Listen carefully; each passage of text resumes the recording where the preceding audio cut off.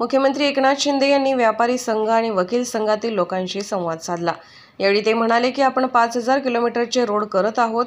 राज्याच्या कोणत्याही कोपऱ्यात जायचं असेल तर 6 ते 7 तासाच्या वर लागता कामा नये। हे सर्वसामान्यांचं सरकार आहे। मोदीजींच्या जाहीरनाम्यात गरीब, व्यापारी आणि समाजातील सर्व लोक त्यामध्ये घेतलेले आहेत। सर्वसामान्यांना वाटलं पाहिजे की हे सरकार कृतिशील आहे। पब्लिक हेच माझं टॉनिक आहे। लोकांमध्ये गेल्यावर मला ऊर्जा मिळते। अनेक बैठका, मेळावे, निवडणुकीचं काम हे सातत्याने करत इथपर्यंत यायला उशीर झाला। त्याबद्दल आपले मी पुन्हा एकदा दिलगिरी व्यक्त करतो। आजच्या या बुलढाणा जिल्ह्यातील मान्यवर अनेक संघटना आहेत। त्यामध्ये डॉक्टर आहेत, वकील आहेत, इंडियन डेंटल असोसिएशन आहे, राजस्थान युवा मंच आहे, सिंधी समाज आहे, नॅशनल इंटिग्रेटेड मेडिकल असोसिएशन आहे, वुमन्स फोरम आहे, बुलढाणा वकील संघ आहे, IMA बुलढाणा आहे, अर्चना देव कादंबरी साहित्यिक आहे, ग्रंथालय संघ आहे, कारंजा चौक व्यापारी मित्रमंडळ आहे, बुलढाणा जिल्हा होमिओपॅथी डॉक्टर असोसिएशन आहे, विदर्भ इरिगेशन आहे, व्यापारी संघ आहे, बुलढाणा किराणा असोसिएशन, मदनराजे गायकवाड आपले मनसेचे अनेक संघटना असतील। मी सगळ्यांची नावं याच्यामध्ये आली नसतील, परंतु जे इथे सर्व उद्योजक आहेत, शिक्षण क्षेत्रात चांगलं काम करणारे मान्यवर आहेत आणि या सर्वांचंच मी मनापासून या ठिकाणी स्वागत करतो। खरं म्हणजे ही निवडणूक जी होते आहे, ही निवडणूक कोण्या एका व्यक्तीची नाही आहे, ही निवडणूक देशाची आहे, लोकसभेची आहे।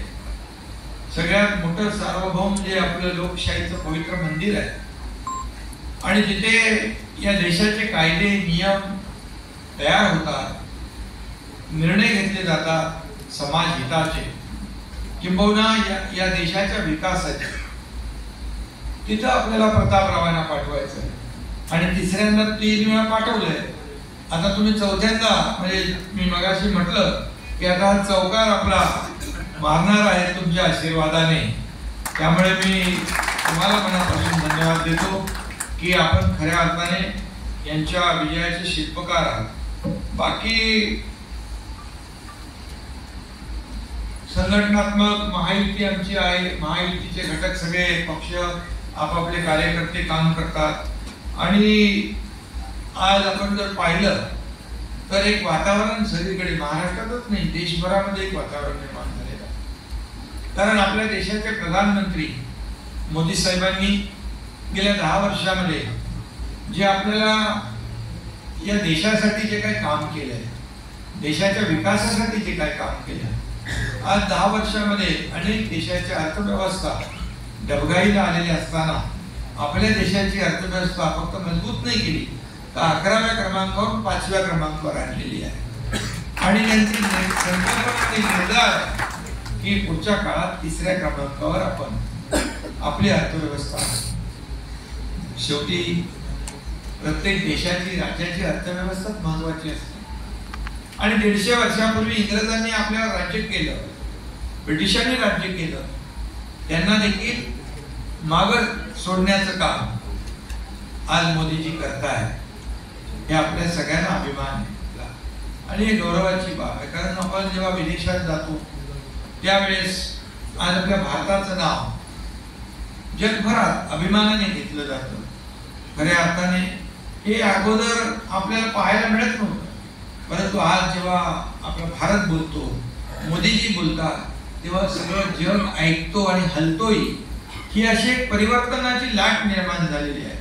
मोठमोठे मी G20 मध्ये पाहिलं, G20चं अध्यक्षपद आपल्या देशाला मिळालं, आपली एक गौरवास्पद बाब आहे आणि G20 मध्ये 22 देशाचे प्रमुख लोक इकडे आले होते आणि दिल्लीमध्ये शेवटचा समारोह होता, त्याचे मी होतो आणि त्यांचं जे काय बोलणं चालणं, मोदीजींच्या प्रती ज्या काय त्यांचं चेहऱ्यावरचं हास्य असेल, भेटणं असेल, म्हणजे असा पाहिल्यानंतर एक प्रत्येक देशवासियाला अभिमानच वाटला पाहिजे.